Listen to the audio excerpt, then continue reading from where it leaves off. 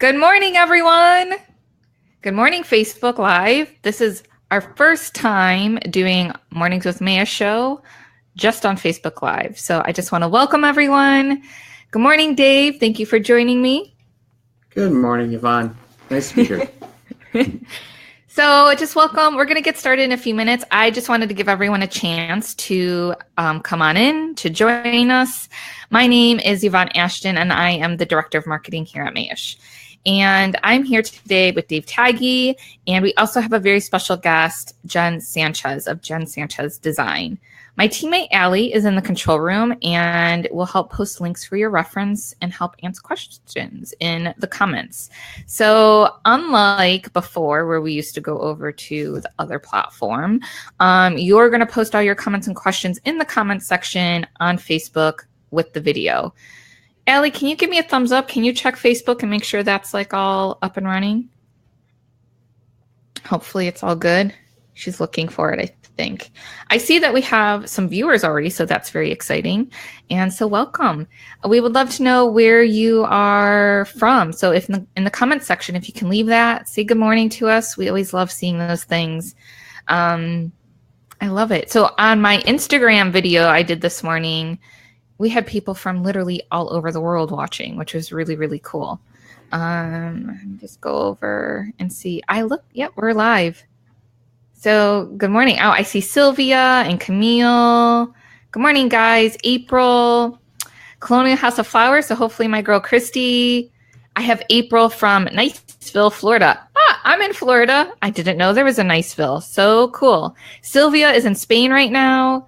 Good morning. I have Mary. She's in Huntsville. Good morning, Mary. Thanks for joining us today. I love doing these live videos with you guys. We both get a little bit nervous. We're not going to lie about it, right, Dave? Right. It's a little nerve-wracking. But we're here. We're here for you. We want to answer your flower questions. Good morning, Alicia. Thank you for joining us again. I love seeing you guys that join us every single month. Thank you. I love that support. This is really great. We have Mary Grace from Texas. Good morning, Mary. Thank you for joining us. So many people. Oh, and so now I can see. So this is my first time using Be Live TV. This is the app that we're using. It's really cool because I can show like my name and I can show Dave's name. See, very cool. I can show your guys' questions. So go ahead and post those questions. I can say, here, we're going to show Sylvia. Hi, Yvonne. I live in Spain right now. And Sylvia's just really cool because I feel like it's all over the world. She's one of those really cool people that just travels and does really cool things with flowers. She is involved with Luxalmus magazine, and she also has a really cool group on Facebook. Sylvia, will you post the group? Maybe a link to your group, and I can share that with everyone, especially because we have such an international audience. I'm sure a lot of people would love to join your group if they don't know about it. All right. So post your comments and your questions in the comments section, and I'll be able to show those, and we can answer them as we go. And I also wanted to remind you guys to mark your calendars for November 7th, because that will be our next show. November 7th at 10 a.m. Eastern, 7 a.m. Pacific. All right, guys, ready to get started? Woo! Ready. All right. I don't need any coffee in the morning if you can't tell. So I have my big cup of water. So grab your coffee and join us. And I just wanted to say welcome again. I'm Yvonne Ashton. Welcome to our Mornings with Mayesh show. For our first half of our show, I have Dave here with me today to help answer any flower questions that you guys have sent in ahead of time. We'll try to cover questions that you have as we're talking. But I also have a very special guest, Jen Sanchez. So I need to leave time for her. And but we will take questions again while we're talking with her too. So if you have any questions for Jen, post those while I'm talking to her. All right, let's get started. So Dave, let me find my agenda. Okay. Can you tell us what is new in the world of flowers? Yeah, sure. Well, fall is in full bloom. There's so many beautiful colors and textures becoming available. Excuse me. So I'm just going to pick a few of my faves today to talk about. We're getting the beautiful ornamental peppers on a stem. These fun floral fashionistas come in shades of green, fading to red, orange, and yellow. They even can turn to shades of aubergine and black. They do look tempting to eat, but it's not advisable to do so as we are not certified USDA organic, and some of the novelty pepper varieties can actually cause damage to the joints in your hands and arms. Know this from experience as a child eating my mother's ornamental pepper plant. Anyway, that's another story. We're getting those really cool pumpkin trees in. The genus is Solanum ethiopicum, and it's actually a type of ornamental eggplant. It's related to the potato and tomato family of nightshade. Again, probably don't want to eat those. Rose hips are coming in steady. These are the fruit of the rose plant. They come in reds and oranges.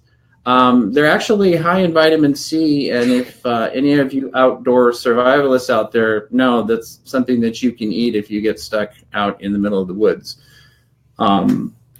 We're also getting sedum in. It's kind of near the end of the season, and as you know, a few months ago it started, it was green, and it transitions to a beautiful pink color. Now we're primarily seeing it turn to that bronze to brown color, which is perfect for your fall arrangements. It's actually in the crassula family. It's a relative to kalanchoes and other succulent plants. Check out our blog for the complete list. And as always, talk to your sales rep. We've got all kinds of cool stuff in our coolers right now that are textural and awesome for fall. Thanks, Dave. So I love it. I can add the link. There it is. I'm going to hide that. And I also want to welcome Shelly. Hi, Shelly. How are you? Hi, Hey, Hi girl. guys. I'm sorry I'm late. Welcome. That's okay. I'm Can just you hear glad that me? you were able to make it. I can hear you. Okay. You're just a little, let me see if I can change the layout of all of this. And does that work better? How about that? Maybe that, or you guys get to be my guinea pigs. Or should I do it this way where it's like, yeah, you just need to scoot over a smidge. There we go. Okay. Yeah, I think that's Sorry. good. No, that's great. Well, I love your hat. Oh, thank you. Is that a beret? I love it. All right, so you're in time for, let's see, another question. Let me see. Let me bring up my agenda. So Melinda is asking, is there a good source for a year-round availability table on seasonal product? All right, so we do put together monthly product lists in one document for your reference. It's a valuable tool. It's up on Mayesh.com. We change it out every month, though. We're going to post the link here in the comments, and then I will also show it on the screen.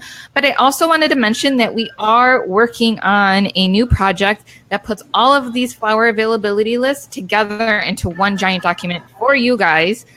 We're just not done with it yet. It's something that we're working on. It's going to be beautiful. That's like kind of our thing. We want to make it beautiful. We want to make it useful for you guys. So we're super excited about that. I don't see it in the comments. Hold on. I can add it, I think, right on screen updates. So let's try this out. Cause like I said, all this is new. So this is where you would find it at, mayesh.com/flower-availability. And you can find that at the top underneath our shop on the top navigation. It's underneath the shop tab. So check that out. Very cool. And I think it'll help you get to that information that you want, Melinda. Thank you for the question. Our next question, guys, is for last month's show, because as you know, we had to skip it. I'm so sorry about that. Sylvia asked, what are we importing from Chile? Anyone want to take that? Yeah, actually, I did a little research through our PO system to see kind of what was coming, and did some online research as well. And Chile has a hugely diverse geography, and it's both tropical and mountainous. So they're able to produce quite a large array of seasonal flowers. They're known for some of the nations, chrysanthemums, the Nelstrom, etc. But they also produce high-end flowers, novelty stuff. For instance, peonies are available from like October, November through February. Ranunculus and anemones are also available from August through October. And these are just a couple of the on-trend flowers that are produced when they're not available here in the United States domestically. They're also known for beautiful tropical foliages such as calathea, tea leaf, palm leaves, and other tropical flowers like anthuriums and heliconia and gingers. So, hugely diverse geography there, able to produce a lot of things. Awesome. Great. All right, guys. Do you have anything to add, Shelley? Can you hear me? I'm trying to mute because our warehouse gets really loud here in the mornings. I know I'm out in the warehouse, so just make sure you can hear me. Okay. Okay. Well, we're just same as Dave was saying, and a lot of Chilean ferns are really popular with our clients here. And we get the mixed boxes with the Devalia fern, the emu, the cool little skeletonized looking fern. That's really fun, and the little mossy looking fern. So, yeah, ferns are real popular here with our clients, and we're seeing ranunculus and things like that coming as well. Mm-hmm. Yeah. Great. Our next question comes from Lee Gallison. She's also one of our loyal viewers, and she's asking about begonia leaves. She wants to know, how do I prep them and keep them fresh? I love their look, but they wilt so easily. Thanks. Which it got cut off.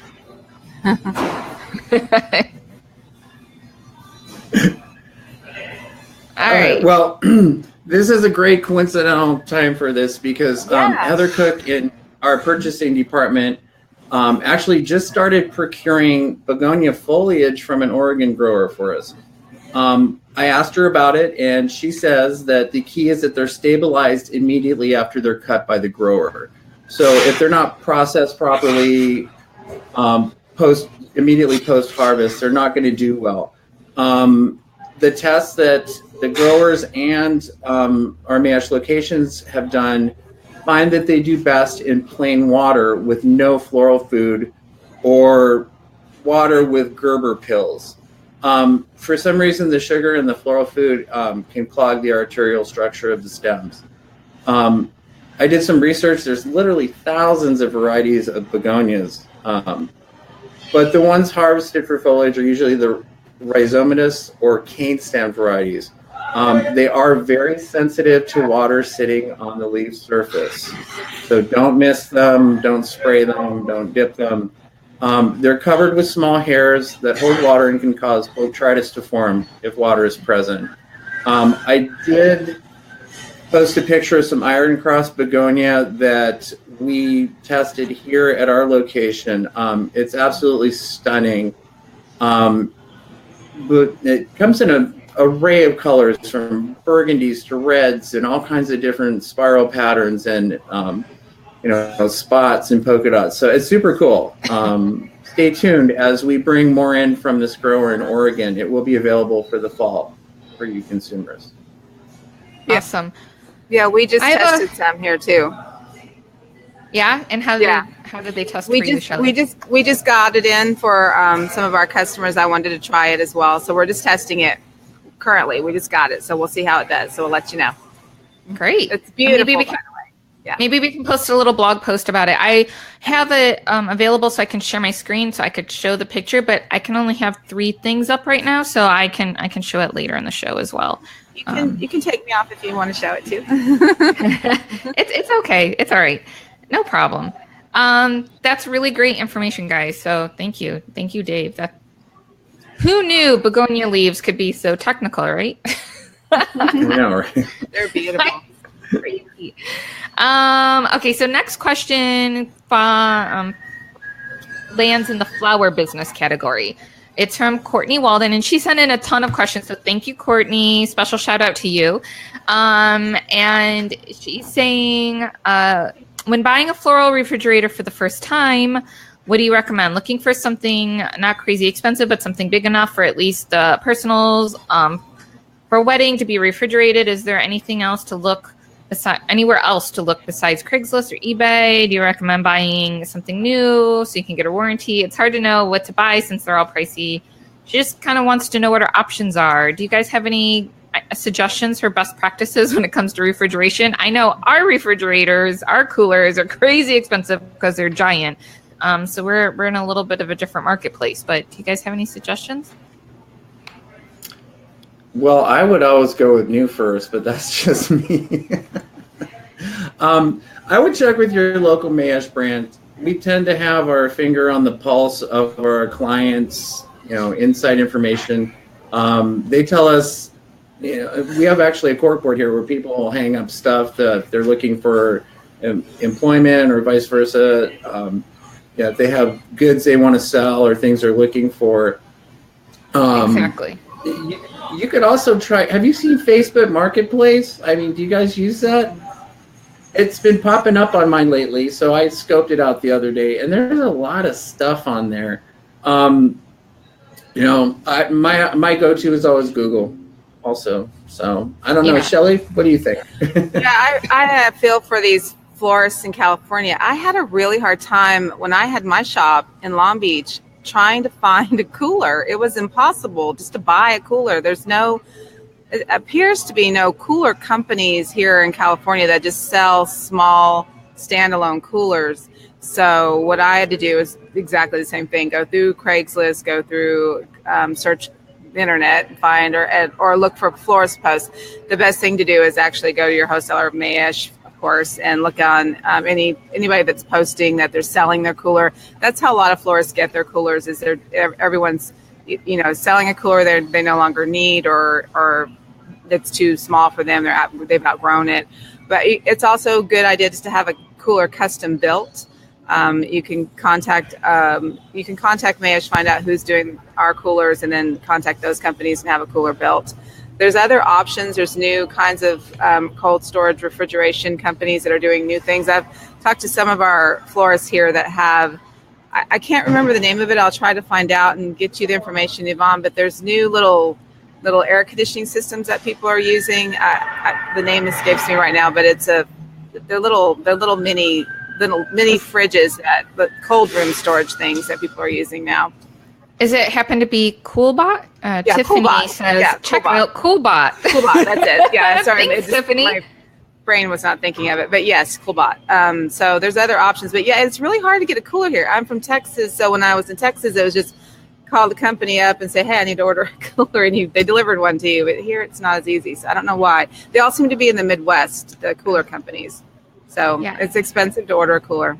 Yeah, and then also, where did it go? Mary Jane had the website, so storeitcold.com, so you can check out what Coolbots are all about. But that's really great information. Had no idea. My first instinct would be just go ask your Mayesh person, because we deal with refrigeration systems and cooler companies all over the place. So it's really important to get a cooler now. Californians, I think, for a long time did not need a cooler because our weather was here was so nice. But weather is changing, as we all know, and with Santa Ana winds and summers here are not like they used to be. We've all kind of been lucky here for years and not needed a cooler. You really need to invest in even a small one or something, because you can't get through the summers anymore without one. So that's really great. Cooler.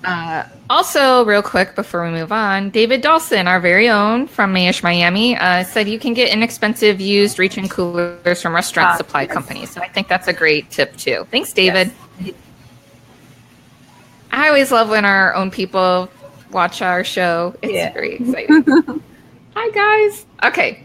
Moving on. So we are now into our floral design portion of today's show.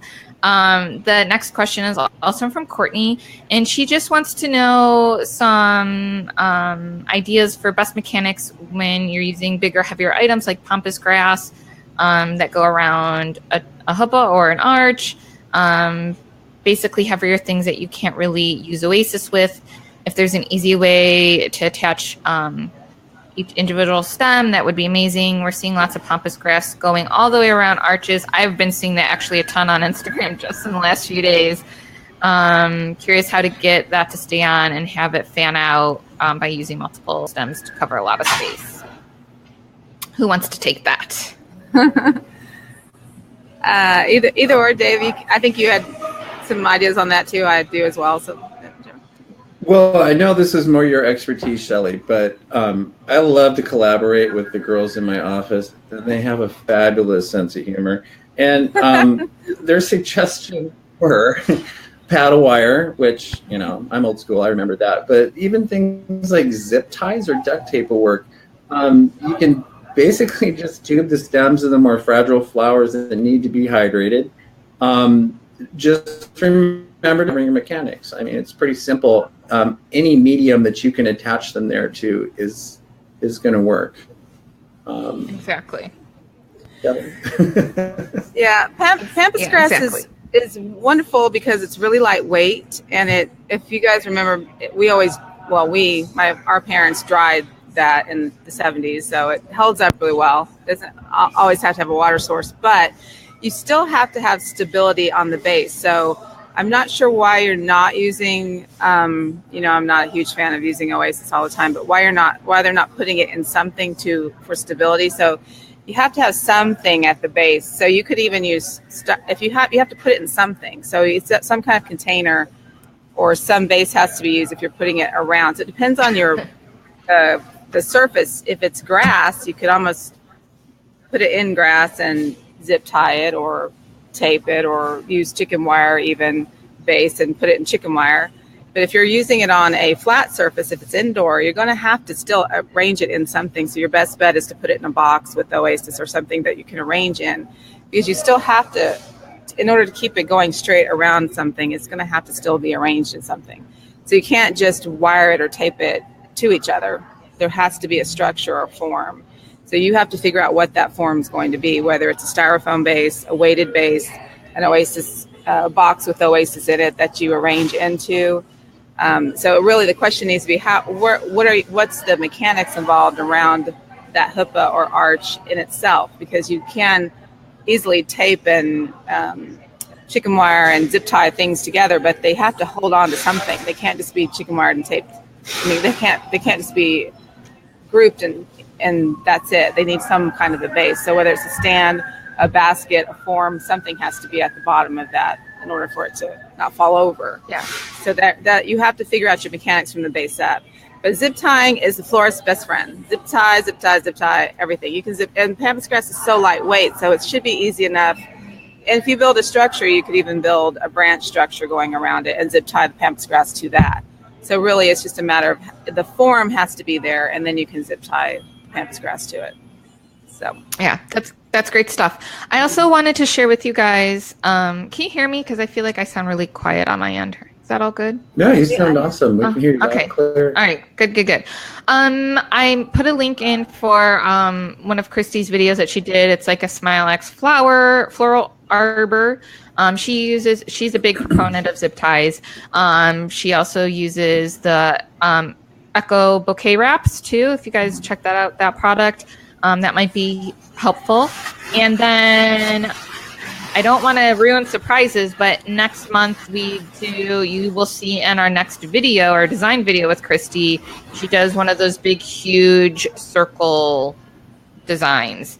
And so you can kind of see how she puts that together as well. So check that out next month. All right, so we're moving on because we're running out of time. I need to wrap this up here soon.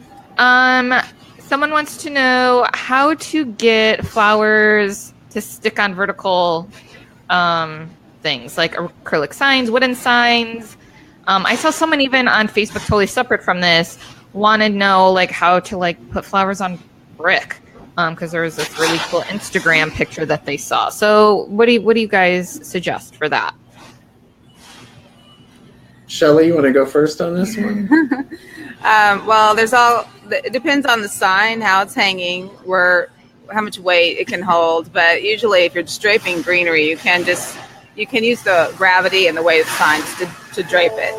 If you need to use, there's types of stickum and glues that you can use. If it's a sign that you're going to be reusing again, if you rent that sign, if it's something that you have, you can glue and tape, you can staple.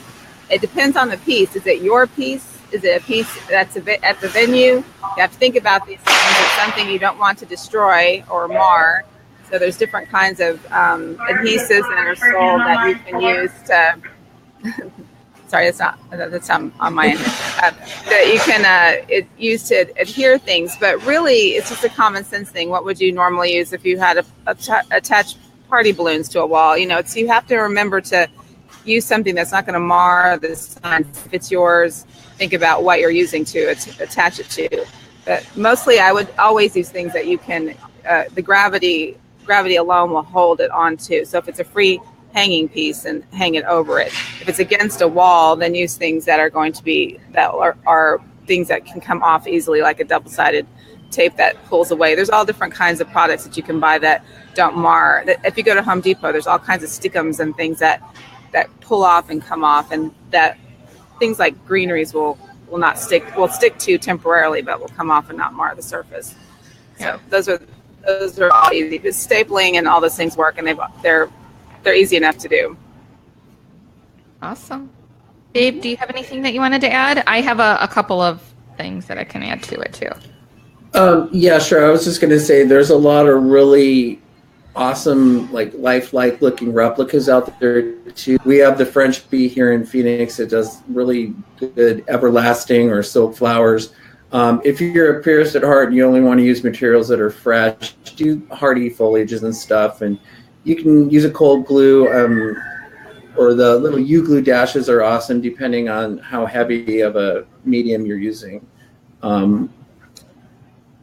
It's basically what my gals in my office said. So. Yeah. No, I think that's great. And then also I've seen at our workshops with Christy, we had like a really cool rental piece. It was a bar and it was vintage, so you can't really stick anything on that, kind of like what Shelley was saying. You know, you can't put U-glue dashes or even the command strips, because that it still could take some of the paint off. So what we did was use a little bit of cushioning and then use binder clips and then clip them on the edge.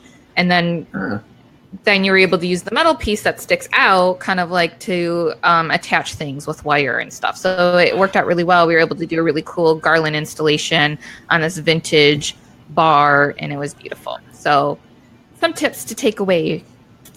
All right, so next up is creating wrist corsages.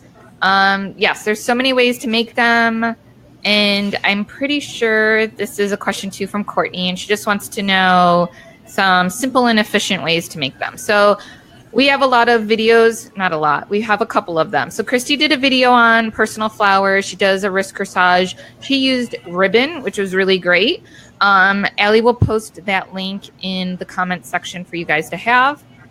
And then also another one of our Mayesh design stars, Jody Duncan, she did a really cool, I think it was at Cater Source. So she did like a live demo, and she did lots of personal flowers like rings and hair things. And so we did a video of that. But in addition to that, if you keep on watching, she does just using Oasis wire and creating cuffs and things like that. So that way, I'm not a big fan of the like normal kind of elastic type of wrist corsage, right? I like it to kind of look like almost like a piece of jewelry with the flowers on it. So she was able to do that with Oasis, different kinds of Oasis wire. So check that out. Very cool. I don't know if you guys had any ideas that you wanted to share during the show.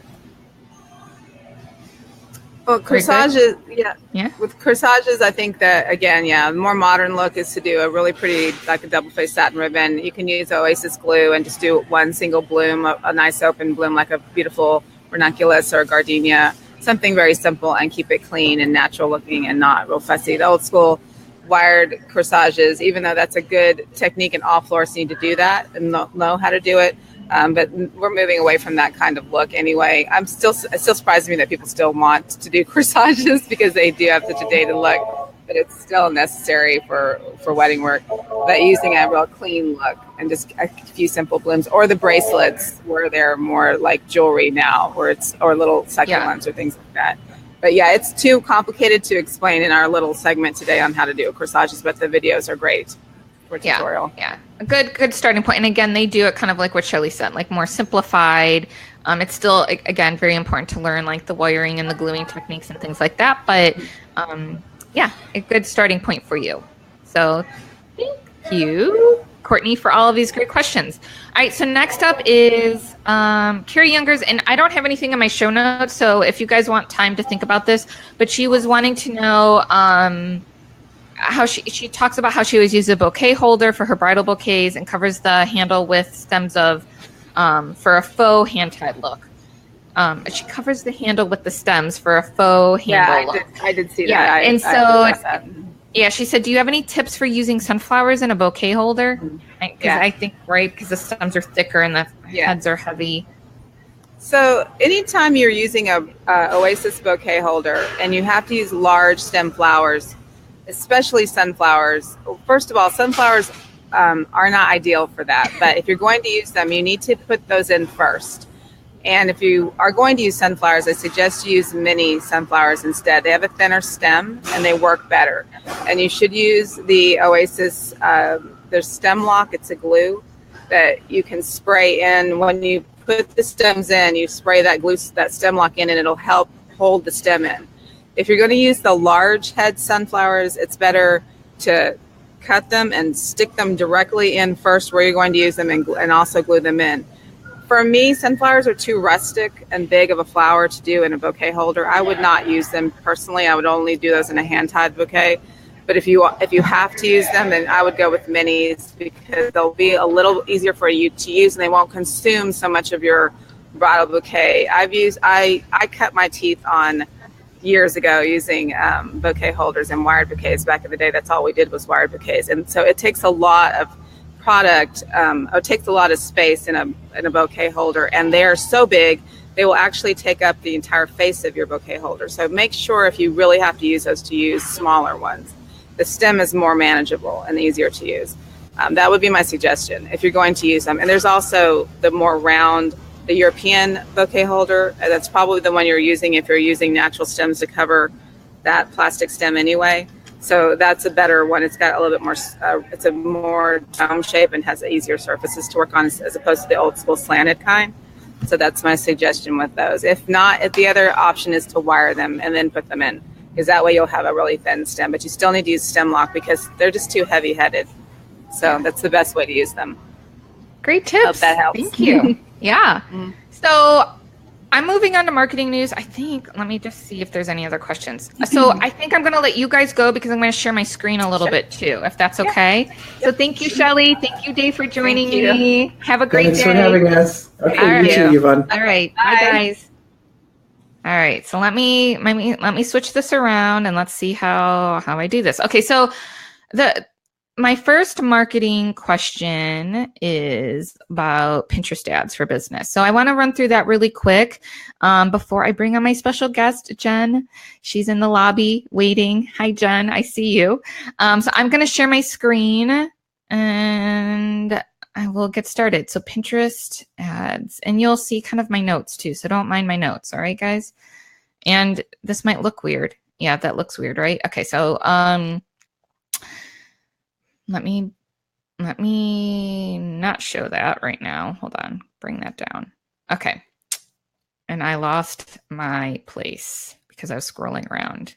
Okay, so Courtney asks, do people have any luck with Pinterest ad sales? And what is the best way to use that? So I would love to hear from you guys if you use Pinterest ads. Anyone here using Pinterest to advertise their business?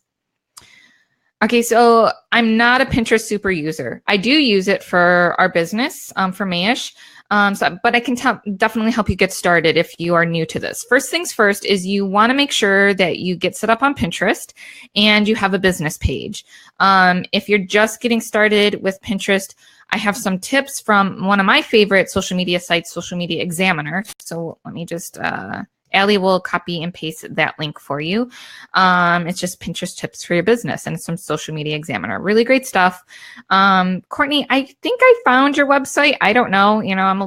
Sometimes I do a little cyber stalking, right? I want to see what you were doing. I love your website, by the way. And I see actually a lot of florists that I love the website. I think they're beautiful. But sometimes things are missing from them. So if you do have a Pinterest page and you want that to be part of your sales funnel, right? Because that's the point of doing social media, bringing in your leads to your sales funnel, getting people into your website. You want to make sure that you also are advertising that you have Pinterest boards for your clients on your website, or at least have the link, right? I see a lot of people using Instagram, but still Pinterest, I think, is a very valuable tool, especially for you guys. So check that out. Having a business page is important. I think a lot of you guys might have them for your personal, but you definitely need a business page one, because then you also get analytics, which is very important anytime you're doing any kind of marketing. But will also allow you to do promoted pins and rich pins. So promoted pins are very easy to set up, and that's kind of what I wanted to share with you guys. So let me just get rid of this and bring up my Pinterest boards. So you can see here's Mayesh's Pinterest site, and you can see all of the very pretty pins that we have. I just added some new ones from our latest Mayesh Design Star video, how to work with a stylist with Christy and Courtney. Very cool. So as you can see, as I'm hovering over all of these different pins, you see this little promote button. And I think this is a very quick, easy way to get started in Pinterest advertising, because look how easy it is. So I love this picture. So in Pinterest too, it's good. So I have some of like these, right? These more horizontal images that won't do so well probably on Pinterest because of the size of the image. You want something that's more vertical, right? I don't create a lot of just images just for Pinterest, but if you want to get into that and really focus on Pinterest, and have that really a big part of your marketing machine, then I would go over to Canva, because then they have templates for Pinterest where you can add words and text and links and things like that. It's very cool. You can set up more like infographic type of images, which do really well on Pinterest. So you want something, again, that's more vertical. So I was thinking of maybe this centerpiece, or this one with the tree in the background. So, but I'm going to promote the centerpiece because it's more close up on the products that we sell, right? That's what it's more focused on. And again, that's something that you want to take into consideration when you're setting this up. So you click on this, you go through, you name the campaign, you have a destination URL, you set your budget, you set how long you want the campaign to run for, you click continue, and you have to set keywords. You click continue, and then it asks for a little bit more information, and you just need to make sure that you have your credit card information in there for billing, and then poof, it's done. Okay, so very cool. Also, Ellie can add this ads.pinterest.com link to our comments, and so that way you can check it out. But it's all different things. You can have campaigns to increase awareness, increase engagement, increase your traffic to your website, and also video awareness on top of the promoted app or promoted pins. So check that out. Lots of really great resources that Pinterest has. They also have this whole getting started guide website. So it's been business.pinterest.com / getting started. So check that out, because I think that's just a good way to get started with all of this. Again, this show is too short to go into it in great detail. And I do need to bring on my special guest, Jen. So I'm going to move on, but check that out. If there is a lot of interest in Pinterest, let me know, because then we can do something fun with it. All right. So I have one more thing to go over, and then I will bring on Jen. So I'm going to stop sharing. How do I stop? There we go. Down. And bring up my notes again so I don't forget what I'm talking about. Okay, Instagram's making tons and tons of changes, guys. And Instagram's such a big thing. And obviously, it's huge for our industry. So I just wanted to run through these really, really quick. Instagram Stories is coming to your desktop. I don't have it yet. I don't know if any of you guys do, and I don't know if you're excited about it, because I don't know if you live on your phone, but I do not. I work in an office. I know a lot of us work in an office. So having everything on a desktop that hasn't been available on a desktop is pretty exciting news. So stay tuned for that. Also, audio is on autoplay for Instagram videos. That is pretty cool too. You can toggle it on and off during your Instagram session. So it turns off when you leave. You can tap it on, it'll remain on, and then you can tap it off. It doesn't affect Instagram stories, but again, just interesting news, good information for you guys to kind of keep in mind when you're posting your own Instagram videos. Also, did you hear that Instagram is testing a new grid layout? They're testing. It hasn't been officially rolled out. It's not an official thing, but there are some pages that have 4 pictures going across instead of the 3. For those of you who spend a lot of time curating your Instagram page, this might be upsetting, especially if you do some of those big images that use the grid, which are very cool. We don't do that, but I've seen a lot of really neat ones. So just something to be aware of. It isn't official yet, but it is being tested. And the last bit of Instagram news is, again, not a huge thing, but just something fun. But some users are seeing filters for live videos. Do you guys have it? Have you used it? I'd love to know. I don't want to spend too much more time talking about it though, but I would love to know if you guys see these things. Sylvia asked about the app that I talked about, and it's called Canva, C-A-N-V-A.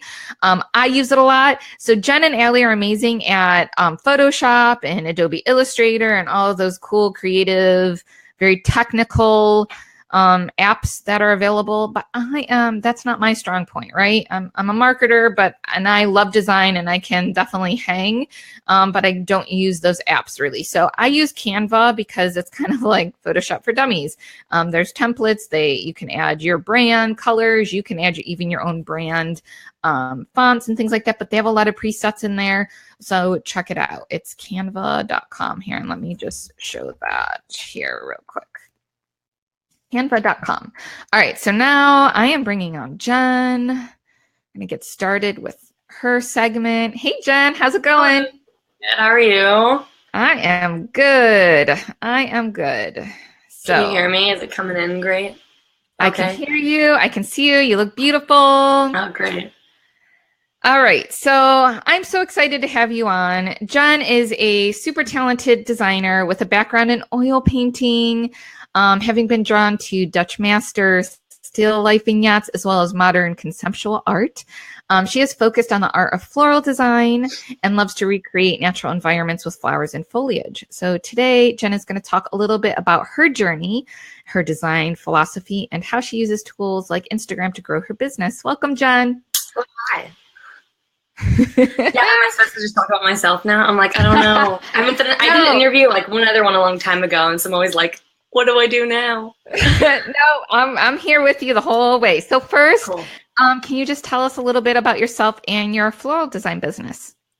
Yeah, so this is my 3rd year of business, but I've been working with flowers for about 8 years. I started when I was 18, and my mom really encouraged me to because I painted and I was artistic. And so my mom was like, you should try arranging flowers, which I thought was a really silly idea because at that time, all I really knew was like Conroy's flowers and stuff that was like a little more structured. And I personally just wasn't drawn to that. So I was like, I don't know, Mom, but I tried my hand at it. And between like 18 and 21, I did tons of friends' weddings and like really casual stuff. Never thought it would be a career. And then I met my husband who owns a business, and he was very encouraging into like helping me start my own. So yeah, then this is my 3rd year of business, and yeah, that's it. I love it. So where do you see your business going? I see, if you guys haven't checked out Jen's Instagram, you should. We can post that link, I think, just so you can kind of get a taste for, I got the link. Let me just post it real quick. Just so you can kind of see what her design and I see a lot of large installations. I heard you talk about it, like kind of you love doing them. So where do you see your business going, and how does everything that you've been working on kind of play into that? Yeah, I mean, I have like hopes and dreams of where I want it to go, and but also it's hard to tell because being only in business for a short period of time, and honestly, I've been so blessed to have so many things happen so quickly. Nothing's really been like normal. But I'm like this month alone, I have one wedding, but then I'm working with 4 brands. And so that's really exciting. I think that's something that I wanted at the beginning of the year, and wasn't sure how to really attain it, but it kind of snowballs. It's like you work with one brand, you work with another. So yeah, that's where I see it going, is like doing a lot of conceptual stuff with florals, like trying to apply floral design in different arenas other than weddings and see how it plays out.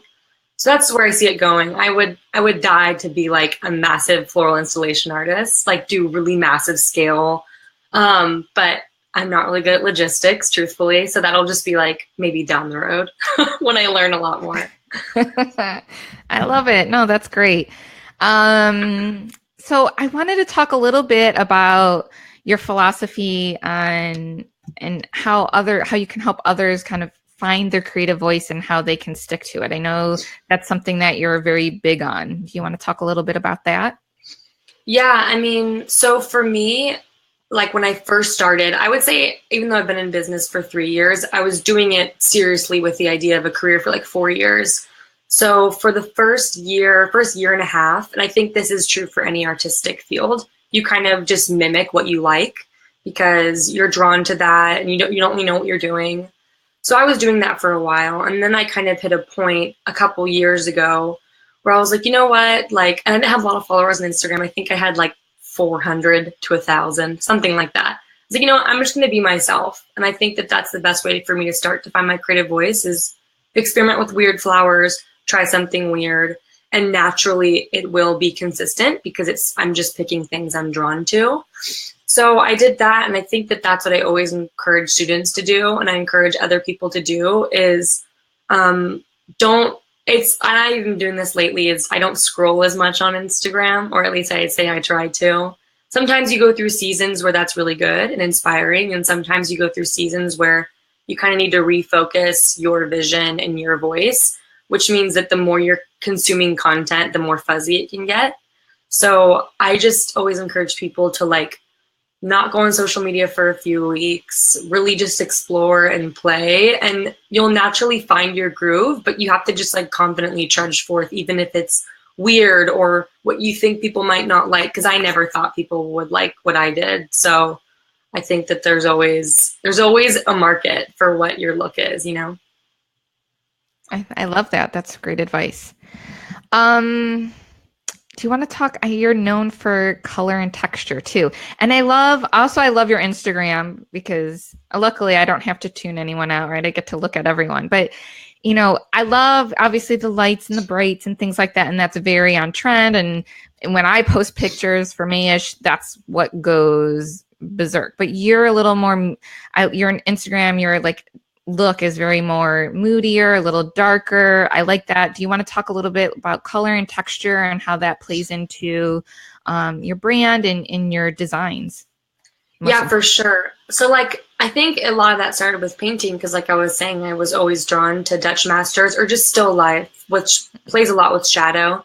And so I always really liked that. I honestly, it might be an annoying answer, but I don't know if it was like this really conscious thing of like, I'm going to be moody because everyone else is bright. I think that a lot of it was like, I'm like an emotional person and I really I think the point of art is to draw out emotion and to make you feel something. And I've always felt like moody stuff does that for me sometimes more than bright and airy stuff. So yeah. And like with color and texture, I mean, in teaching workshops, I've had to like really explore myself, the decisions and why I make those decisions. But I think that people love color. I think that it's interesting, like brides, particularly in weddings, I think we end up doing a lot of neutral palettes because those brides in real life might actually love color, but for some reason they feel pressured to like maybe have more muted, subdued palettes for their weddings. And I was like, no, I think I'm going to convince them that they can be themselves for their wedding and still pick bright colors or have it be like my wedding this last Sunday. The bride was like, I just want the reception to be like super moody. Like you walk in, it's just like dark, and she wanted black taper candles and all this stuff. So I don't know. I think people want it. It's just a matter of showing them that they do. And that's what's such a beautiful thing about Instagram is it's this live process of who you are and what you're doing. And you can be showing people like, you love color. I'll prove it to you. So I don't know if I can go into more depth about color and texture, but let's talk a little bit about color and like how you decide what color palettes to use, like your transitioning techniques. You want to talk a little bit about that? Yeah, so I think that was a really huge thing that I learned probably a year or so ago, was color transitioning and grouping colors by type, because a few years ago I had a wedding that was all berry tones, and it wasn't until I already ordered all my products that I realized that on the berry tone spectrum, there's red berry, there's purple berry, there's more of a blueberry tone. Mm-hmm. And I was like, crap, I ordered all of them and I don't know how to make it work. Like it's just hurting my eyes looking at it. And I think that's when I learned, like, oh, well, if I group the blue tones together and put some greens and textures between them, then I can kind of blend into the red berry tones. So I think that most of the time, a lot of colors complement each other well. It's just a matter of how you flow from one color to the next. And that's just a matter of being okay with moving flowers. I've had to, like, I tell my freelancers too, I'm like, don't be afraid to, like, move it or change it or start over, because sometimes you're just not feeling it and you have to, like, start back from square one so you get that flow. But yeah, I would say that, like, looking back at my old work, it feels kind of polka dotty. It's like, oh, there's a cool peony and there's a cool this, but nothing really, like, your eye didn't follow something. And I think that that's the biggest trick with color that I'm still learning, is like allowing things to transition. I'm using a lot of hands. I like it. I love it. And then what are your thoughts about including different textures and things like that? Like, how does that work? Is it, gotta have to be careful that the textures flow well together too, right? Right. Yeah. I think that, like, shapes and textures go hand in hand. So I think it's really important to not always have everything be round. That's why I really love freesia lately, because it has, like, this really cool teardrop movement. Like, I think you just want things that don't have the same, like, when you look at an arrangement, it's like roses and ranunculus. It's just something about it isn't dynamic enough for me. Like, it needs a lot more texture. That's why I love texture. I love, like, in my wedding, this last week I used blooming oregano, and I love it because it's, like, twinkly, and you can kind of bury it and then layer your flowers on top of it. Or, like, sedum, I use this really beautiful, like, burgundy sedum.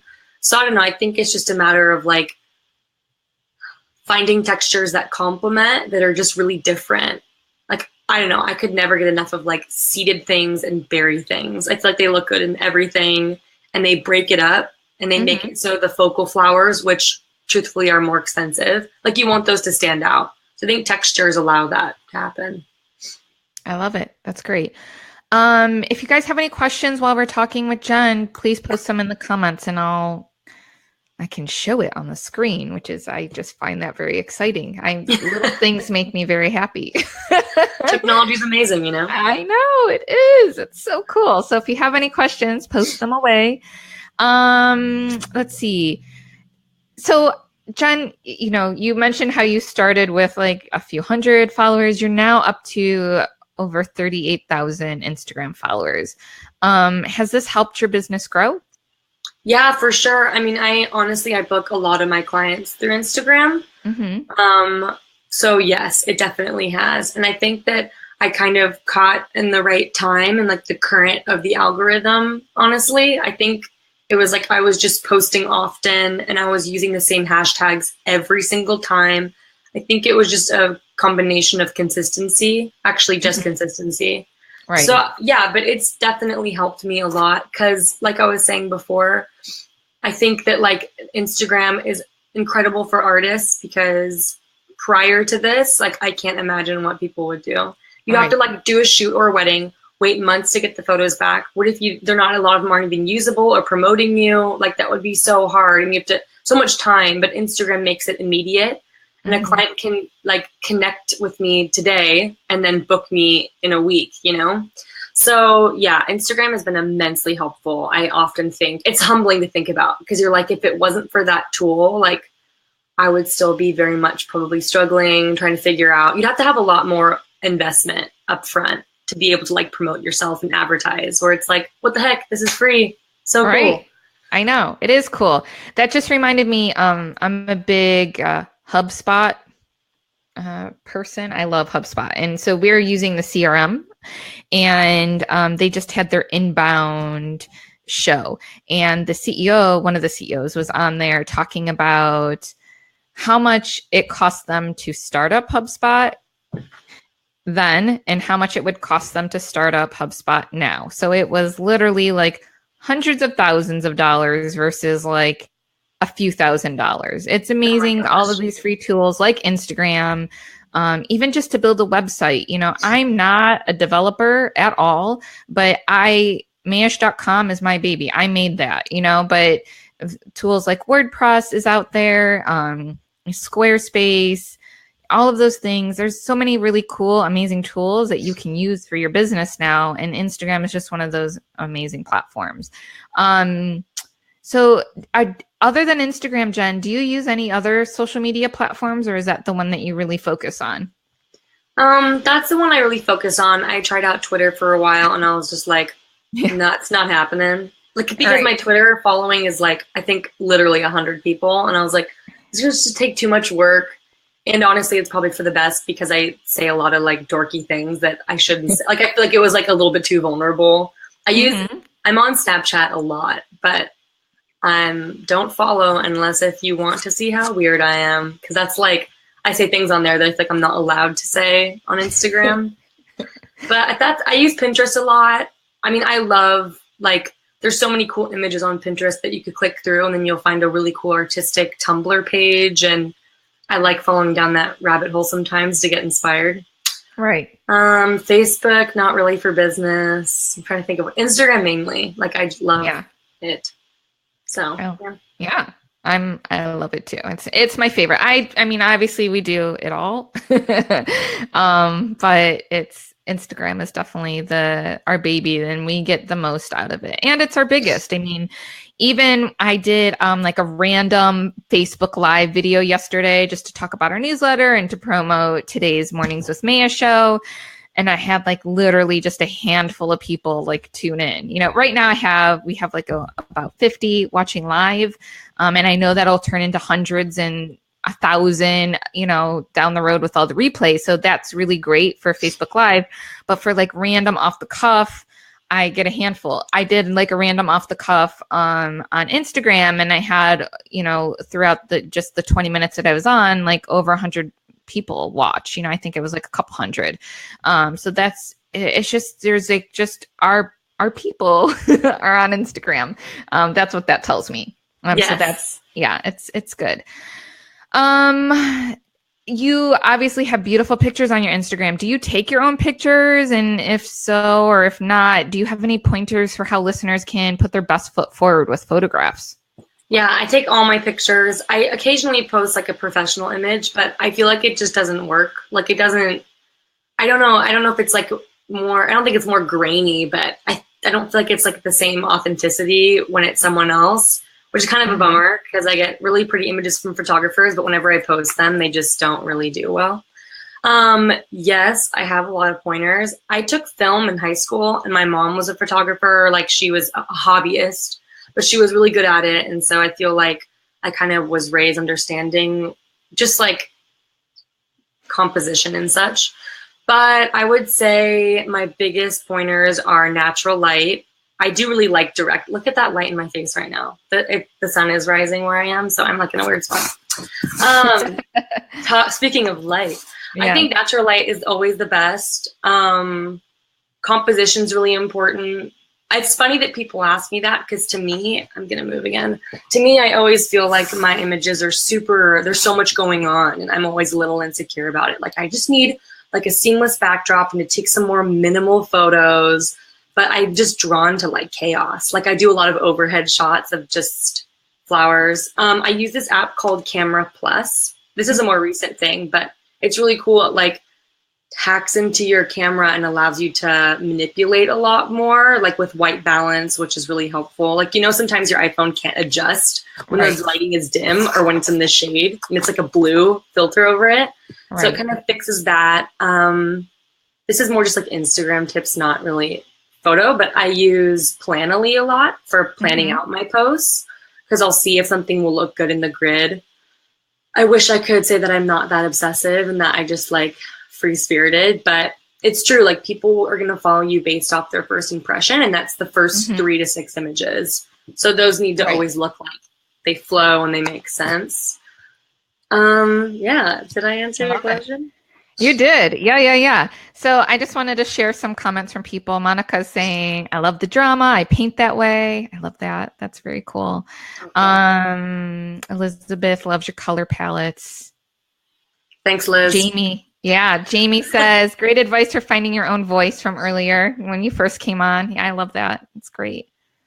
I do have a couple of questions though. So let's do that real quick. I know it's 11 o'clock and I'm going to wrap it up. I promise. I'm good. Yeah. So Natasha says, have you ever had to turn down a wedding that you weren't styling? We get a lot of baby's breath and mason jar brides. 100%. So I will say, to be fair, because I'm always in favor of like authenticity and being vulnerable, I have like a really good like situation in my personal life to where I'm able to financially like start my own business. Like basically like I have a really good rent situation. And so that has allowed me to take more risks with my business. If it wasn't for that, I would have to take a lot of jobs that I wasn't really passionate about just to make money. I actually still do that because I need to get paid. But I think that it's really important to not post that. Like, I think like take the mason jar wedding, take the baby's breath wedding, like that's fine. I think that sometimes Instagram can make it seem like we're all like certain people are only taking pretty stuff. You just aren't. Why would we post the stuff we don't like? That doesn't make sense. So I would say like, yes, I do get inquiries for stuff like that. Not really mason jar baby's breath anymore so much as like sometimes budgets that just aren't conducive with like what I do. But I'm not sure, were they asking how to get clients that they like, or? She just wanted to know if you ever turned anyone down that wasn't really your style. Yeah. I was really big on no, like starting a year and a half ago. No was like my thing, and it's really helpful. It's really hard. And my husband and I have gotten many discussions about it because every time you say no, you're saying no to a check. You're saying no to like money that your family needs. But I think you have to weigh out the costs and the benefits, and saying no sometimes means yes to something better. And I mean, I'd be diplomatic about it with the client. I would always say like, yeah, tell me a little more. And then I would never tell them I don't like what their style is, but yeah. Yeah. I mean, you gotta do what you are comfortable with. That's for sure. All right. Next, I have another question. Let's see. So Michelle says, does the photography on Instagram have to be so moody or muted right? I love those images, but I want the color to be natural when we upload it, but I don't want my Instagram to look so busy if it doesn't flow. You have any tips for that? Yeah, so they're just saying they want to not filter stuff as much, it sounds like. It sounds like my thoughts here, if you don't mind, is I really think that you just need to find kind of a style that fits your brand, and not to say that you can't go outside of that, right? Like if your brand is moody, then go with moody. If your brand's light and airy, then go with light and airy. If you're kind of in between, then that's okay too. You just need to do something that's authentic to yourself. And so that's kind of my initial, just off the cuff. Jen, did you have anything that you wanted to add? Yeah, I mean, like my stuff is definitely muted. Like I think that my Instagram started doing better when I picked like 1 or 2 filters that I really liked. And I probably went a little too ham on the filters in the beginning. I was like really like all the way. And now I'm just like a little bit, but I think that that's my style and I like that. But if you like more natural light and you like the colors to be brighter, then do that. And I think as long as you're consistent with that, and that's like your thing and that's your brand, it's like any other brand out there, like consistency and like communicating your voice. And if that's what you like, then yeah, it's going to be great. I love it. All right. So there's like a whole bunch of questions in here. Let me see.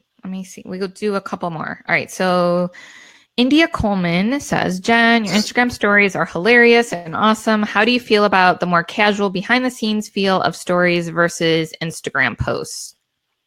I like it. Sometimes I'm like, this is when it first launched, I was like, oh no, this is dangerous. Like, it's kind of like Snapchat, and I can't help just being like a dork.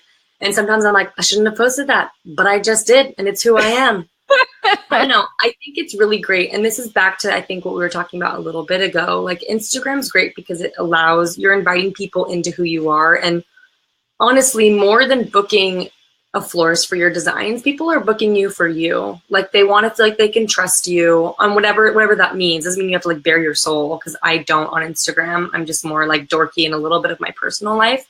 But I think that like people want to feel like they know who you are. And I think that your personality, and I've told this to some flower friends, it's funny, like people's designs really reflect who they are as a person. Like, I think that some people's are really whimsical and it just seems so carefree, and often they're carefree people. Right. I don't know. I think that I like that Instagram stories has been added, because I feel like it's just furthering it's allowing you to build your brand more. I agree. Bridget, do you place pictures on Instagram every day to help your business? Like, do I post every day? Mm-hmm. I used to. I don't anymore. I kind of post whenever I want. Honestly, I could post every day, and I feel like my likes have even dwindled a little bit in the last couple months. But I'm at the point now where I'm like, I'm content with the followers that I do have and the engagement that I do have. And so I don't need to as much do that. But if you're trying to build your following, like, for sure, I think that you should post every day, be consistent. And like, I have some funny memories of like kind of trying to create content when I didn't really have content. Like, I live near Trader Joe's, and I'd buy flowers from there just for a photo, or I'd go to Mayesh because there's one 20 minutes from me. And I would buy a couple things and make something and get a few posts from it. I think it's important to show people your work. So yeah, if you're trying to build a following, I'd say you should post at least every day. Yeah. And I completely agree with that. We try to post every day. I kind of slip a little bit on the weekends, right? Because that's when I'm, busy with the fam and all of that. But which is good. Yeah, you got to take a little bit of a break from it, but we try to be very consistent about it. I like to post in the morning. I like to post maybe in the afternoon. Ideally, I would even post in the evening, because there's just so much out there to talk about. And I feel like a lot of things often get lost because of algorithms and when people are on and things like that. So I try to be aware of that also when I'm trying to plan out our posts. So thank you. There's a few other questions, but I just feel like we're running out of time. Maybe a quick one is from Sylvia. She wants to know, do you have a minimum? I know some people do, some people don't. Kind of, because like some of the jobs I'm doing this year are like dinners for brands. And so it would be silly for me to say I have a $10,000 minimum and like never even follow through with that email. So It just depends. But I'm still on the mentality of like, I hear every single person out, and I get an inquiry and I'm like, when can we chat? And so I try to hop on the phone and just hear it out, because like I'm doing an elopement, and I used to have it in my Squarespace where they would tell me their budget. And if she only said her elopement budget and it was below my minimum, I just write it off. But, oh wait, actually it's just a bouquet and a boutonniere, and I can make a few $100s off that in an afternoon. So I think I'm not really of the mindset of minimums yet. Maybe I will be in the future, but for now, it's best for me to feel out each client. That's great. That's great. Great tips. Great advice. Thank you, Jen. Yep. I know you do workshops every now and then. Do you want to talk a little bit about that, and also let people know where they can find out more information about you if they want to connect? Yes. So I don't really have any coming up. Well, like some in the works, but not like fully and whatever. But I've done a few this year, or like a lot this year, and I really enjoyed them. It's just so fun to connect with people that are also passionate about flowers. It feels like you have this nerdy obsession that like in the industry, we all like share the same ideas, but outside of it, like most people just think that all florists are like, I don't know, they don't know much about flowers. So it's so fun to teach workshops and nerd out over like a beautiful rose or some seasonal product and just like create together. And I've learned so much from students. That's been so cool. It's like, what? That is so beautiful. Some people that have never arranged before that have come to class. And I was like, wow, you have more talent in your pinky than I've had to like work so hard for. So yeah, I hope to teach a lot in the future. I hope that it becomes something that's like a big part of my career is like installations and teaching, just because I've learned so much from other people that were generous to me, like working for them or some workshops I've been to. So I'm really passionate about passing along any information that I can that's helpful.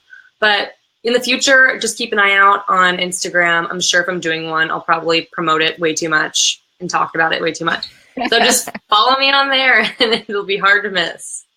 Awesome. Good. So I'm going to post your website link real quick. Someone also asked for your Instagram. So let me do that before we wrap. There's where you can find Jen on Instagram as well. Check it out. And I just want to thank you, Jen, for joining us today. I totally appreciate it. I know it's really early for you. So thank you for waking up and spending your morning with us. Yes, thank you so much for having me. I felt very honored. So I really appreciate it. Awesome. Thank you. Well, have a great day. I might send over some other questions that we had, and maybe I'm going to do a little and post it on our wrap-up blog that has our replay, if you don't mind. Cool. Yeah, of course. Awesome. All right. Have a great day. I'm going to let you go, and then I'm going to wrap up the show. Thank you, Jen. Bye, Yvonne. All right, guys. It's just you and me. It is time to wrap up this show. First, if you are new, can you follow our Facebook page if you aren't already? Share this video once the replay is going with your flower friends if you found value in this. Totally would appreciate that. And then finally, just thank you for coming and being a part of our show. I love this. I love connecting with you guys. I so appreciate the time that you spent. It's been over an hour, and the majority of you guys stayed the whole entire time. I know everyone has things going on. So as I've mentioned before, I will be posting a replay. Facebook will have it up and live right away. I will probably take that video though and edit it a little bit, and then put it up on our blog along with our show notes. So that way, anything that we talked about, you also will see the note version of it as well. So Dave, Shelley, and I will be back with you next month. And so send in your questions, ask us anything. And with that, I hope you have an amazing day. See you soon. Bye, everyone.